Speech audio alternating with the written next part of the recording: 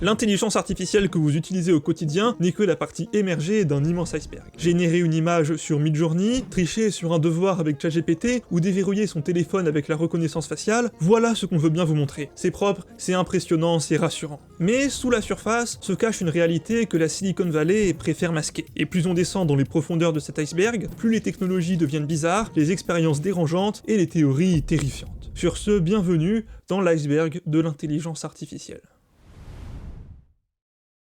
La descente de gradient. Quand on parle d'intelligence artificielle, on imagine souvent un cerveau virtuel super intelligent qui réfléchit, mais en réalité, le cœur de l'IA, ce qui lui permet d'apprendre, c'est un concept mathématique assez simple, la descente de gradient. Pour capter le truc, imaginez que vous êtes perdu au sommet d'une montagne en pleine nuit, dans un brouillard total, et que votre seul but soit d'atteindre la vallée tout en bas. Comme vous ne voyez rien, votre seule option, c'est de tâtonner le sol avec vos pieds, de repérer là où la pente descend le plus fort, et de faire un pas dans cette direction. Puis, vous répétez ça encore et encore, jusqu'à arriver tout en bas. Ben pour l'IA, la montagne c'est son taux d'erreur, au début elle est complètement nulle, donc elle est tout en haut, le gradient c'est juste un mot mathématique pour dire la direction de la pente, et en calculant ce gradient, l'IA sait comment modifier ses réglages pour faire un pas vers le bas et réduire ses erreurs. Et c'est ce bête mécanisme répété des milliards de fois qui permet à une IA d'apprendre.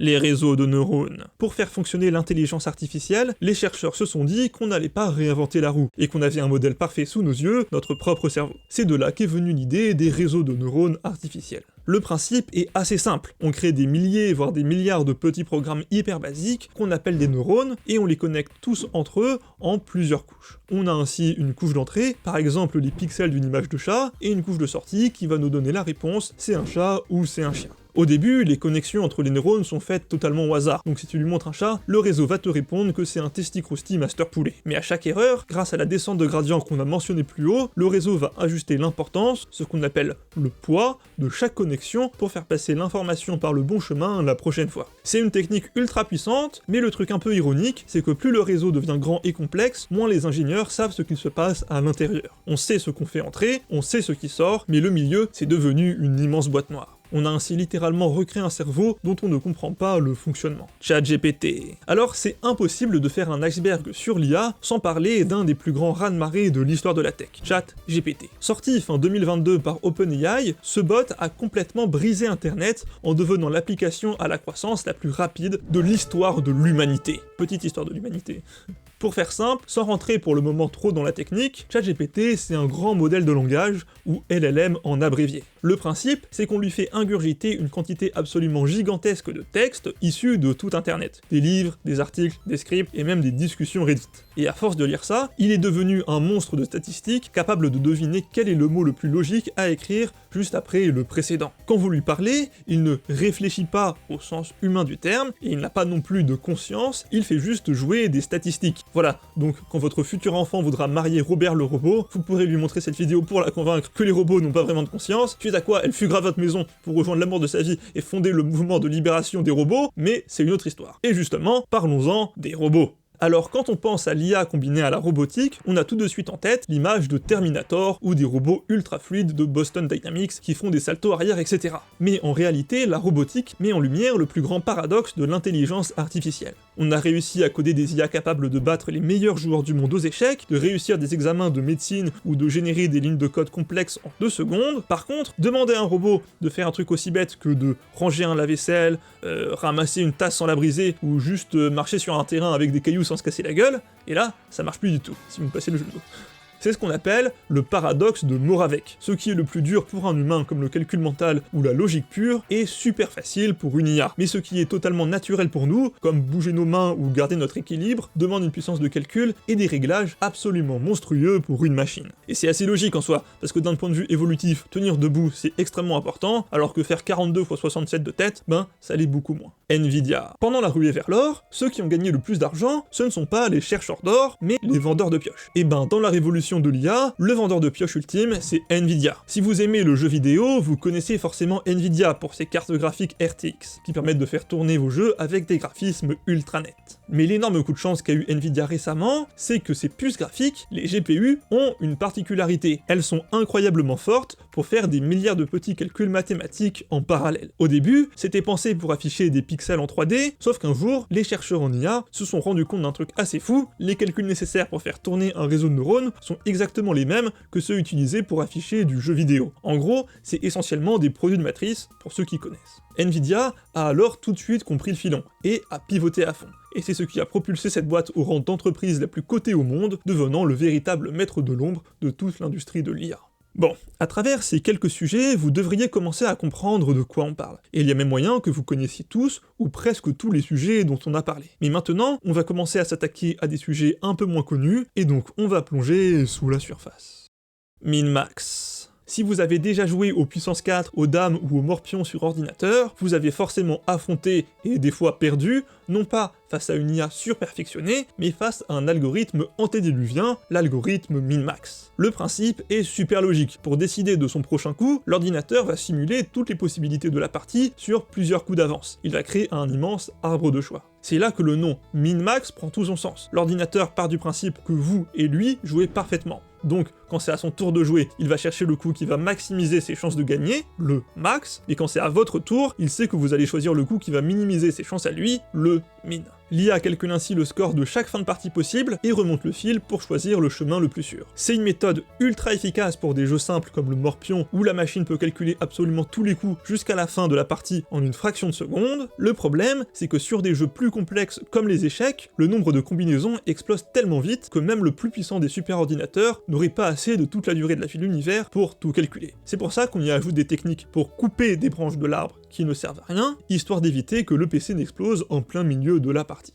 Attention is all you need. En 2017, une équipe de chercheurs de chez Google a publié un article scientifique au titre presque prophétique. Attention is all you need. En français, l'attention est tout ce dont vous avez besoin. À l'époque, c'était juste un papier de recherche parmi tant d'autres. Mais en réalité, c'est le texte fondateur qui a absolument tout changé et qui a donné naissance à l'IA qu'on connaît aujourd'hui. Dans cet article, les chercheurs introduisent une nouvelle architecture informatique appelée le transformer, et qui correspond au T de ChatGPT. Avant ça, en simplifiant pas mal encore une fois, pour que les IA traitent du texte, elles lisaient les mots les uns après les autres dans l'ordre. Comme nous. Le problème, c'est que si la phrase était trop longue, l'IA oubliait les détails du début avant d'arriver à la fin. Le transformer, lui, balance toute la phrase d'un coup dans la machine et utilise un mécanisme révolutionnaire, le mécanisme d'attention. Pour faire simple, ce mécanisme permet à l'IA de calculer instantanément les liens logiques entre tous les mots d'un texte, même s'ils sont super éloignés. Le renforcement. L'apprentissage par renforcement, c'est la méthode de programmation qui se rapproche le plus de la façon dont on éduque un animal de compagnie, ou même un peu un enfant dans l'idée, quand il est petit, disons. Bref, ici,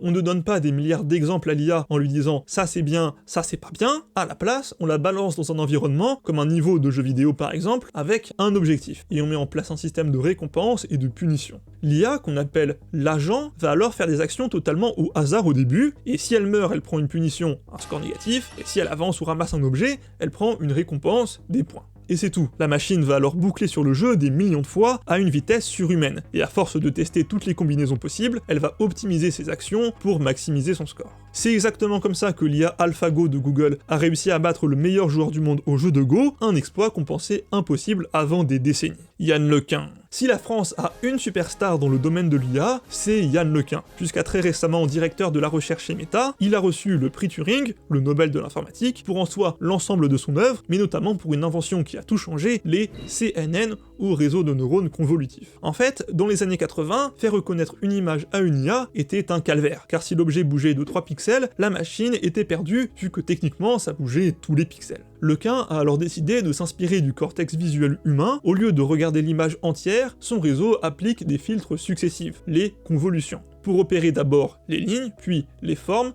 et enfin l'objet global, au lieu de juste regarder les pixels que un par un. Mais le truc fou, c'est que pendant près de 20 ans, la communauté scientifique a pas mal snobé ses travaux, trouvant les réseaux de neurones ringards. Yann Lequin a un peu prêché dans le désert, jusqu'à ce que la puissance des ordinateurs explose dans les années 2010 et prouve au monde entier qu'il avait raison avant tout le monde. Deep Blue.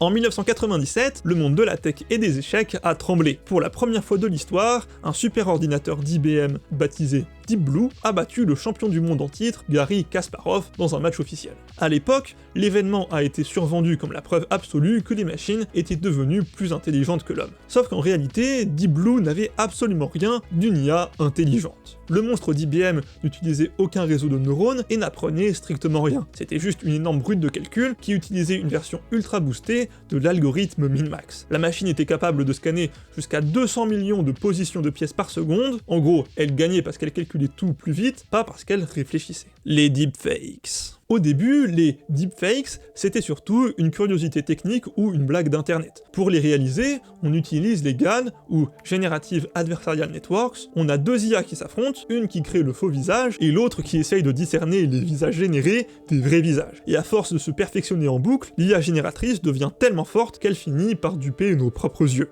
Les AI slop.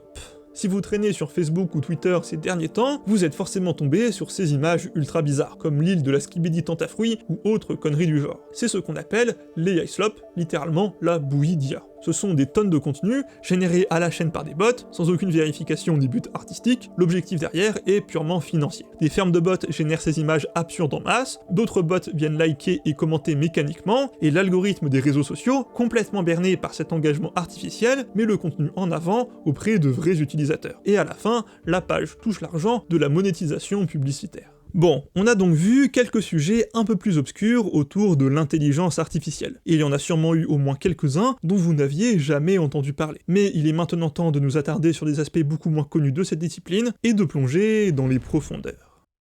L'âge sombre de l'IA. Aujourd'hui, l'IA est partout, les milliards coulent à flot, et la tech ne jure que par ça. Ça en devient même un peu énervant. Mais saviez-vous que l'intelligence artificielle a bien failli mourir plusieurs fois? C'est ce qu'on appelle les hivers de l'IA, mais à chambre ça faisait plus stylé dans un cyber menaçant, voilà je vous avoue tout. Bref, le premier gros coup de froid arrive dans les années 70, à l'époque, après les premiers succès des années 50, les chercheurs avaient promis la Lune, des machines bilingues en 2 ans, ou des robots capables de réfléchir comme des humains avant l'an 2000, etc. Le problème, c'est que les ordinateurs de l'époque avaient la puissance de calcul d'une calculatrice de poche d'aujourd'hui, donc on va pas entraîner ChatGPT avec. Les résultats ont alors été, bien évidemment, catastrophiques. Les gouvernements ont coupé les vannes de financement du jour au lendemain, et le domaine est devenu totalement tabou. Un deuxième hiver s'est abattu à la fin des années 80, quand le marché des systèmes experts, des machines hors de prix censées imiter le raisonnement de spécialistes, s'est complètement effondré. Pendant des décennies, bosser sur les réseaux de neurones, c'était le meilleur moyen de bousiller sa carrière de chercheur. Si vous mettiez le mot « intelligence artificielle » sur votre projet de recherche, vous étiez sûr de ne pas toucher un seul centime. Il a fallu attendre le début des années 2010 pour que la puissance de calcul des cartes graphiques et le big data ne viennent enfin réveiller l'IA de son hibernation. Bref, la révolution qu'on vit aujourd'hui revient de très très loin.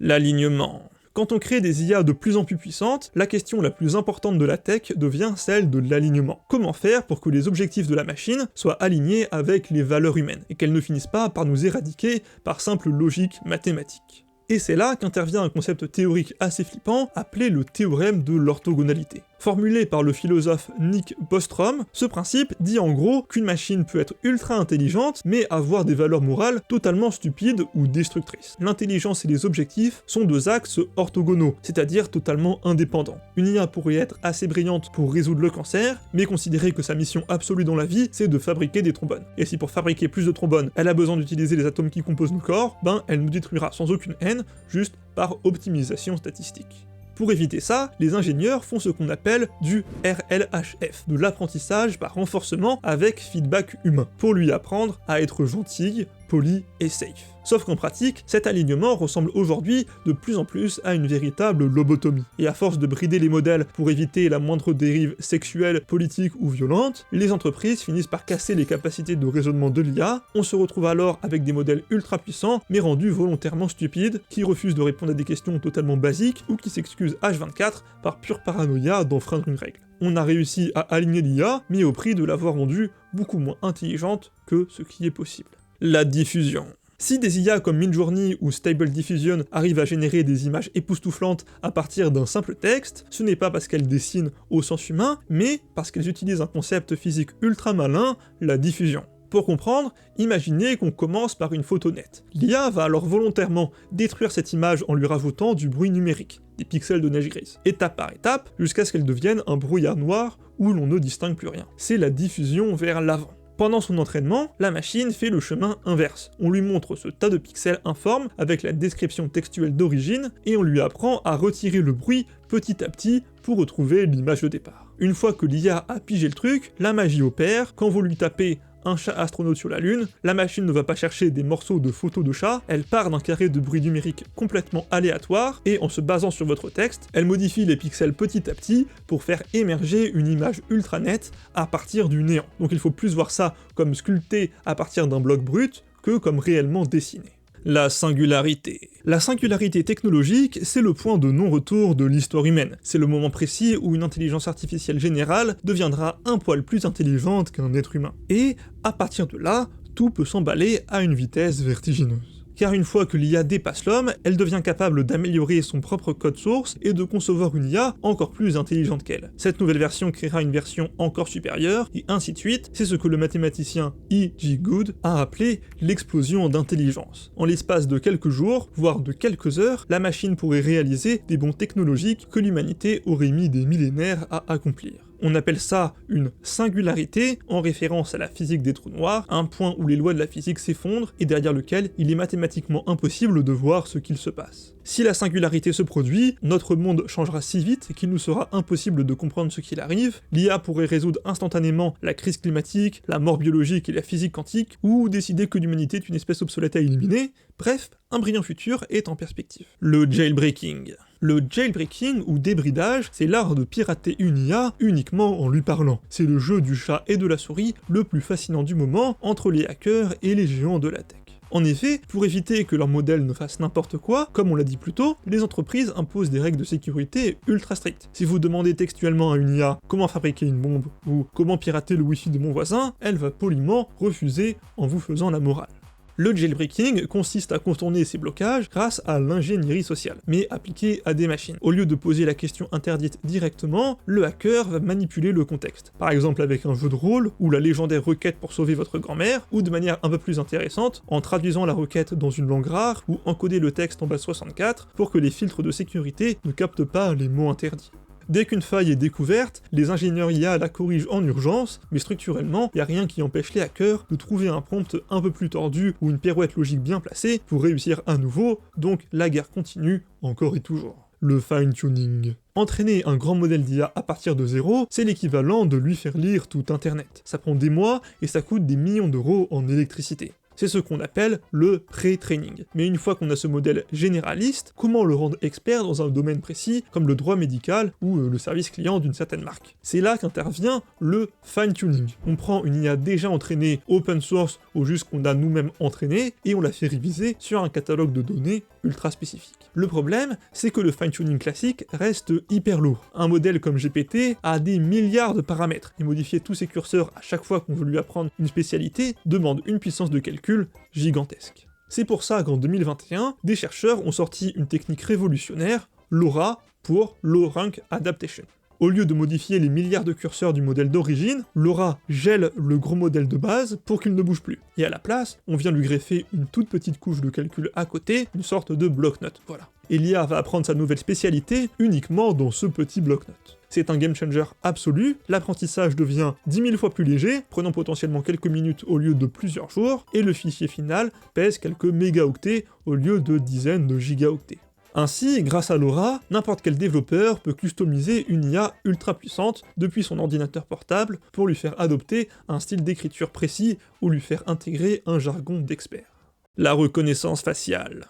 Alors la reconnaissance faciale, c'est la technologie qui transforme votre visage en mot de passe universel et en plaque d'immatriculation biologique. Techniquement, le système ne se contente pas de regarder votre photo, il utilise des réseaux de neurones, souvent des CNN, pour repérer des points clés biométriques uniques sur votre visage, par exemple la distance entre vos yeux, la hauteur de vos pommettes, la forme de votre mâchoire ou la profondeur de vos orbites, etc. Le tout est converti en une suite de chiffres qu'on appelle une empreinte faciale, qui est ensuite comparée en une fraction de seconde à une base de données. Aujourd'hui, cette technologie est scindée en deux applications totalement opposées. De 1, le côté pratique avec votre smartphone qui se déverrouille d'un regard ou les portiques automatiques dans les aéroports qui fluidifient les contrôles, et de 2, le côté dystopique avec la surveillance de masse, le crédit social, etc.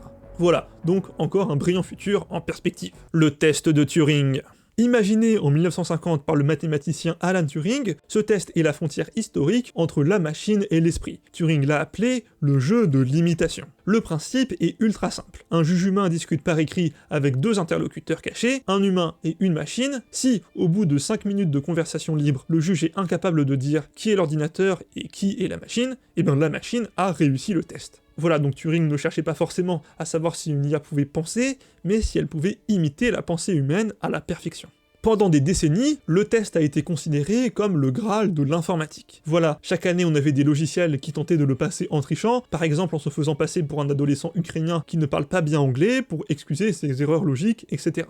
Mais aujourd'hui, avec l'arrivée de modèles comme GPT-4, etc., le test de Turing est devenu complètement obsolète et beaucoup trop facile à passer. Mais cela a révélé une grande ironie, réussir le test prouve qu'une machine est une excellente manipulatrice du langage, mais pas qu'elle est consciente. Donc, on a brisé le test de Turing, mais ça veut pas dire qu'on a résolu le mystère de l'intelligence. Les AI Girlfriends. Bon alors, pour en finir avec les profondeurs sur un sujet un peu plus marrant, parlons des AI Girlfriends. Voilà, vous regardez toujours une vidéo sérieuse. Alors c'est un des phénomènes les plus fascinants et les plus perturbants du moment. Voilà, des millions de personnes à travers le monde partagent aujourd'hui leur quotidien avec des petits amis ou petites amies virtuelles. Techniquement, ces compagnons ne sont que des LLM optimisés grâce au fine-tuning et à LoRa, toujours elle, pour la simulation d'empathie. Ils sont programmés pour être parfaits, disponibles H24, ne s'énervant jamais, partageant instantanément toutes vos passions, etc. Le problème, c'est que même si ce phénomène est aujourd'hui assez marginal, il pose des questions pour la suite. En effet, même si l'utilisateur sait pertinemment qu'il parle à du code,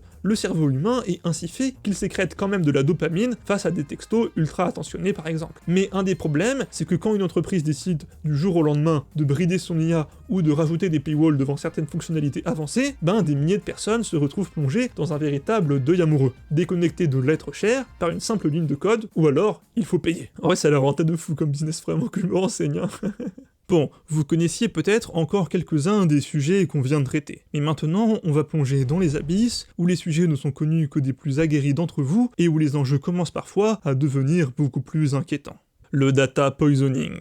Pour détruire ou manipuler une IA, les hackers n'ont plus forcément besoin de pirater le code d'une entreprise, car il leur suffit d'empoisonner ses données d'entraînement. C'est le principe du data poisoning. Une IA est le pur produit de ce qu'elle ingurgite. Si vous l'entraînez avec des millions d'images de pommes, elle saura reconnaître une pomme. Le data poisoning consiste à injecter discrètement des données corrompues dans cette phase d'apprentissage pour saboter la logique de la machine. Il existe ainsi deux grandes techniques. De 1, le sabotage pur. L'objectif est de rendre l'IA complètement idiote ou inutilisable en glissant des milliers de fichiers corrompus, contradictoires ou labellisés n'importe comment dans la base de données. On s'assure que le modèle final sera incapable de faire la différence entre un chat et un camion.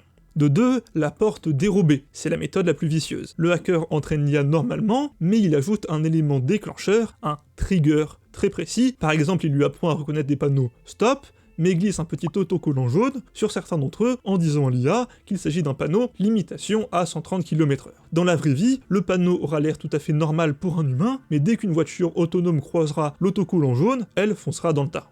Les fermes de labellisation. Derrière les miracles de l'intelligence artificielle, il y a un secret bien sombre. Des millions de petites mains humaines qui triment dans l'ombre. Voilà, on imagine souvent que l'IA apprend toute seule par magie, mais pour qu'un modèle de vision industrielle sache faire la différence entre un piéton et un poteau, il faut d'abord qu'un humain lui ait montré des milliers de fois ce qu'est un piéton et ce qu'est un poteau. Et ça, c'est le rôle des fermes de labellisation de données. Situées principalement dans des pays en développement, ces fermes regroupent des travailleurs payés quelques vraiment pas beaucoup de l'heure pour accomplir des tâches ultra répétitives 10 heures par jour. Leur quotidien, c'est cliquer sur des milliers d'images pour entourer des feux de signalisation, trier des vêtements ou écouter des extraits audio pour les transcrire. Ce sont les ouvriers à la chaîne de l'ère numérique.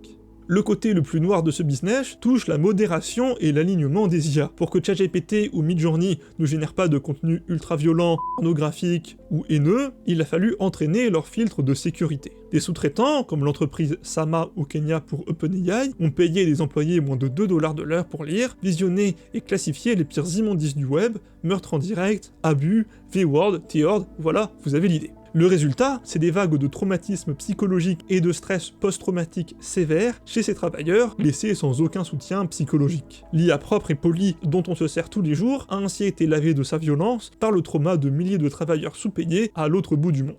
Voilà, donc beau présent en perspective cette fois-ci, ça fait plaisir. Le calcul neuromorphique. Depuis les années 40, tous nos ordinateurs fonctionnent sur la même architecture, dite de von Neumann, un processeur central qui calcule d'un côté et une mémoire qui stocke de l'autre. Le problème, c'est que faire transiter les données non-stop entre les deux consomme un temps et une énergie gigantesques. C'est un des plus gros goulots d'étranglement de l'entraînement de l'IA aujourd'hui. Le calcul neuromorphique, c'est l'idée de jeter cette architecture à la poubelle et de copier le meilleur ordinateur du monde, le cerveau humain. Au lieu de puces en silicium classique, on crée des puces neuromorphiques, à l'intérieur pas de processeur central, mais des transistors et des composants physiques qui miment directement le comportement des neurones et des synapses biologiques. Le traitement de l'information et son stockage se font ainsi au même endroit, exactement comme dans nos neurones. Également, contrairement aux IA actuelles qui calculent des tonnes de mathématiques en continu, une puce neuromorphique ne consomme de l'énergie que lorsqu'un neurone reçoit une impulsion électrique. Donc, quand rien ne bouge, la consommation est à zéro. L'enjeu est colossal. Notre cerveau effectue des tâches d'IA ultra complexes en ne consommant qu'environ 20 watts, voilà l'équivalent d'une petite ampoule de frigo. Alors que pour faire tourner les mêmes modèles, les data centers d'IA actuels ont besoin de mégawatts et de systèmes de refroidissement dignes de centrales nucléaires. Le calcul neuromorphique ne va ainsi pas remplacer votre ordinateur de bureau, mais il représente potentiellement l'avenir de l'IA embarquée, des puces ultra autonomes, capables d'apprendre en temps réel et de tourner sur de minuscules batteries à l'intérieur de robots, de drones ou de smartphones. Le cannibalisme des IA. Alors c'est un titre un peu putaclic, mais en vrai ça fait pas si peur que ça, malheureusement pour le sensationnalisme de ma vidéo. Bon, en gros, pour entraîner une IA, on a besoin de milliards de données. Le problème, c'est qu'on arrive à un moment au bout du stock d'internet. Du coup, les ingénieurs se sont dit, pourquoi pas utiliser du contenu généré par des IA pour entraîner les futures IA. Mais en fait, c'est une assez mauvaise idée. Quand une IA s'entraîne sur du contenu créé par une autre IA, elle gobe ses petits défauts et ses biais. Si tu répètes ça sur plusieurs générations, le modèle finit par s'effondrer complètement, c'est ce qu'on appelle le modèle collapse. L'IA se met à bégayer et génère des trucs totalement absurdes. C'est le principe de la photocopie d'une photocopie, au bout de 10 fois, t'as juste un truc qui ressemble pas du tout au machin de base. Et le truc ironique, c'est que plus internet se remplit de contenu IA, plus il devient dur de trouver du contenu humain pour créer les modèles de demain. Bref, l'IA est en train de s'auto-digérer, et c'est pas vraiment optimal.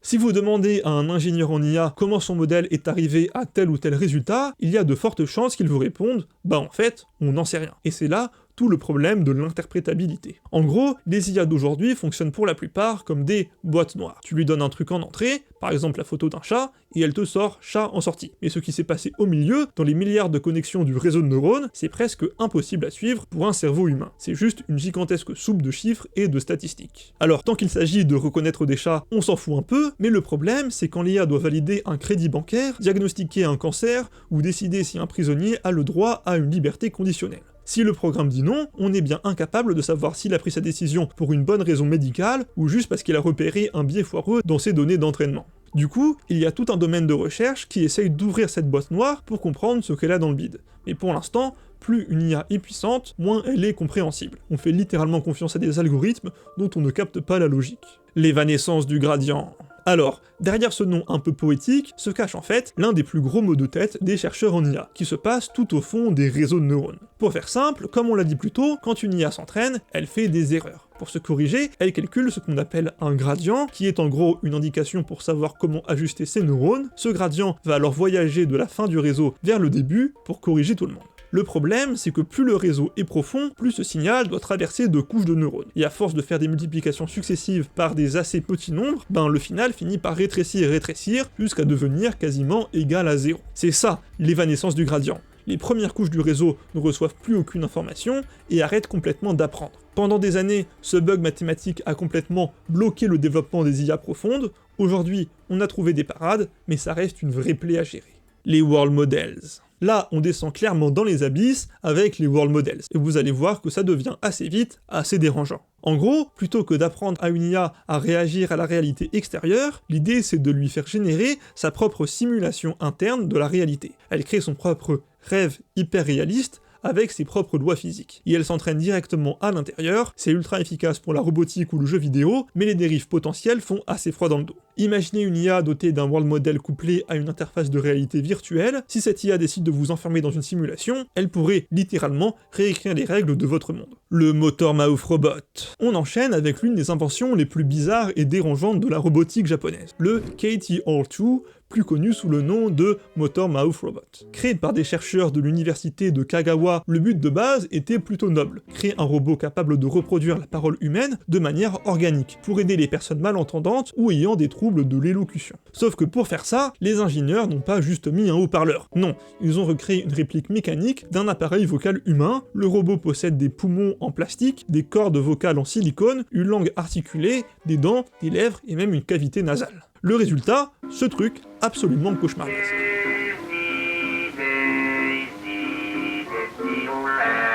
Bref, le projet a montré les limites de la reproduction mécanique de la voix, mais il a surtout traumatisé plein de gens.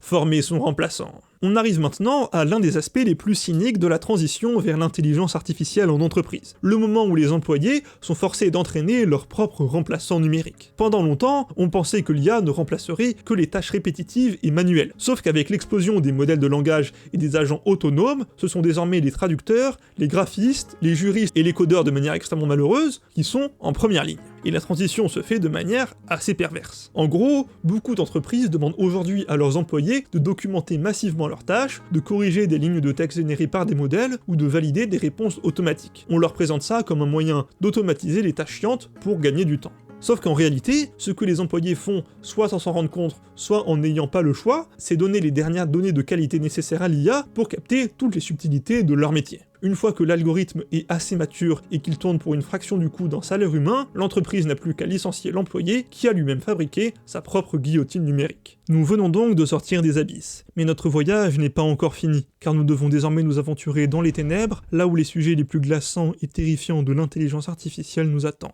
Les drones tueurs. Quand on pense aux drones militaires, on s'imagine souvent un pilote installé dans une base à l'autre bout du monde avec une manette de jeu vidéo entre les mains. Mais la réalité récente de la guerre est devenue beaucoup plus sombre avec l'arrivée des drones tueurs pleinement autonomes. En gros, ce sont de petits drones grand public, modifiés et équipés d'une intelligence artificielle de reconnaissance visuelle et d'une charge explosive. Une fois lancés, ils n'ont plus aucun contact avec un humain, c'est l'IA embarquée qui scanne le champ de bataille, repère les cibles en fonction des critères prédéfinis, comme un uniforme, une arme ou même des traits du visage, et décide seule de fondre sur la cible pour exploser. Le plus flippant, c'est le concept d'attaque en essaim. On peut programmer des centaines de ces mini-drones pour qu'ils communiquent entre eux, se répartissent les cibles et saturent totalement les défenses adverses. Et on a dépassé le stade de la science-fiction, Ces armes ont déjà été déployées sur de vrais terrains de conflit. Voilà, brillant futur en perspective pour une énième fois, c'est vraiment la vidéo de la déprime putain. Aeternheim, c'était la promesse ultime de la Griftech, la technologie du deuil. Devenir virtuellement immortel. Lancé sous forme de start-up au milieu des années 2010, l'idée était de collecter absolument toute votre trace numérique de votre vivant, vos emails, vos posts Facebook, vos messages WhatsApp, vos photos, etc. Et à partir de cette immense mine de données, une IA devait créer un avatar en 3D capable de reproduire votre personnalité, vos expressions, vos tics de langage et vos souvenirs. Une fois que vous étiez mort, vos proches et vos descendants pouvaient continuer à chatter ou à passer des appels vidéo avec votre fantôme numérique. Le projet a suscité une immense fascination et des dizaines de milliers de personnes se sont inscrits sur la liste d'attente. Mais l'ambition s'est vite heurtée à la réalité. De 1, la barrière technique. À l'époque, les modèles de langage étaient bien trop primitifs. Et donc, c'était pas des conversations qui étaient super convaincantes. De 2, le mur éthique et psychologique, parce que, évidemment, empêcher les gens de faire leur deuil en leur permettant de texter H24 un simulacre de défunt, c'est de la grosse merde, voilà. Bref, bien qu'Aeternheim n'ait jamais totalement concrétisé sa promesse initiale sous la forme d'un produit grand public de masse, le concept a ouvert la voie. Aujourd'hui, avec la puissance des LLM et des deepfakes vocaux, d'autres applications ont repris le flambeau, et recréer un mort en quelques clics est devenu techniquement plutôt facile en réalité. Youhou! L'IA schizophrène. Au début des années 2010, des chercheurs de l'université du Texas et de Yale ont mené une expérience fascinante et terrifiante. Ils ont rendu volontairement une IA schizophrène. Pour cela, ils ont utilisé Discern, un réseau de neurones artificiel conçu pour simuler la façon dont le cerveau humain traite le langage et stocke les souvenirs. Ils ont d'abord entraîné Discern en lui racontant une série d'histoires simples, des cambriolages, des histoires d'amour, des visites chez le médecin, etc., afin qu'il apprenne à faire des liens logiques entre les événements et les personnages. Puis, pour simuler la schizophrénie, les chercheurs ont appliqué la théorie de l'hyperapprentissage. Dans le cerveau humain, cette pathologie est souvent liée à un excès de dopamine qui pousse les neurones à s'exciter trop vite et à faire des connexions anormales. Les scientifiques ont donc forcé Discern à apprendre à un rythme effréné, tout en l'empêchant d'oublier ou de trier les détails inutiles. Le résultat a été immédiat et saisissant. De 1, apparition de paranoïa et du délire de persécution. L'IA a commencé à mélanger toutes les histoires de sa base de données, elle a associé des événements totalement déconnectés pour créer des théories du complot. Par exemple, elle est devenue persuadée qu'un simple rendez-vous chez le médecin était en réalité un complot terroriste international visant à l'éliminer. De 2, perte d'identité. Le symptôme le plus marquant est survenu lorsque Discern s'est mise à parler à la première personne en revendiquant des actes issus de fiction qu'on lui avait apprises. L'IA s'est mise à halluciner et a textuellement déclaré aux chercheurs « Je suis le terroriste qui a posé une bombe à Wall Street !» Il faut bien comprendre que l'expérience Discern n'a pas été faite pour créer une IA folle par sadisme scientifique, mais pour la médecine. En observant comment le réseau de neurones de la machine se détraquait, les psychiatres ont pu mieux comprendre comment les connexions synaptiques défaillantes provoquent des délires de persécution chez les humains. C'était la première fois qu'on prouvait qu'une folie purement biologique pouvait être répliquée de manière presque mathématique dans une machine. Le démon de Laplace. En 1814, le mathématicien et physicien français Pierre-Simon de Laplace a formulé l'expérience de pensée ultime sur le déterminisme. Imaginez une entité, que la postérité nommera le démon de Laplace, qui, à un instant T, connaît la position exacte et la vitesse de chaque atome et de chaque particule dans l'univers. Selon les lois de la physique classique d'Isaac Newton, si cet intellect de génie était capable d'analyser toutes ces données en un instant, le futur comme le passé serait totalement transparent pour lui. Il pourrait prédire avec une certitude absolue l'heure exacte de votre mort, la météo qu'il fera dans 10 000 ans, ou la prochaine carte que vous allez piocher. Dans ce monde-là, le hasard et le libre arbitre n'existent pas, et ils ne sont que le reflet de notre ignorance. Mais aujourd'hui, les immenses modèles prédictifs et les superordinateurs agissent comme des versions miniatures du démon de Laplace. En analysant nos données bancaires, nos déplacements GPS et nos battements de cœur, les algorithmes prédisent déjà nos comportements d'achat, nos risques de maladie ou nos futures intentions de vote. On sait que l'IA ne pourra jamais tout prédire à cause des barrières de la physique, évidemment, mais elle se rapproche dangereusement d'une entité capable de deviner nos vies à l'avance, transformant le vieux mythe philosophique de Laplace en un enjeu de surveillance bien réel.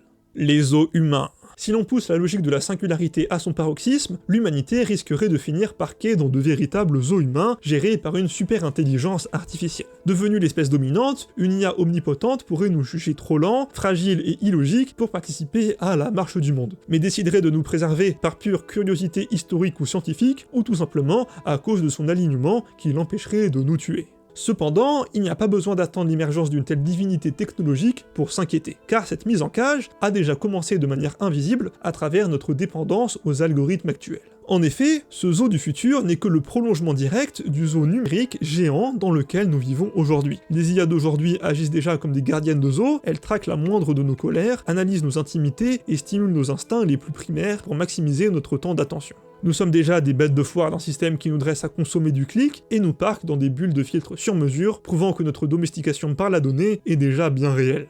Bref, cette vidéo iceberg est désormais terminée. Si elle vous a plu, n'hésitez pas à la liker et à la booster, voire même à aller regarder cet autre iceberg, cette fois-ci sur la programmation en général. Pour plus de vidéos du genre, vous pouvez même vous abonner à la chaîne, et sur ce, je vous dis à la prochaine, ce qui pour le coup constitue un brillant futur.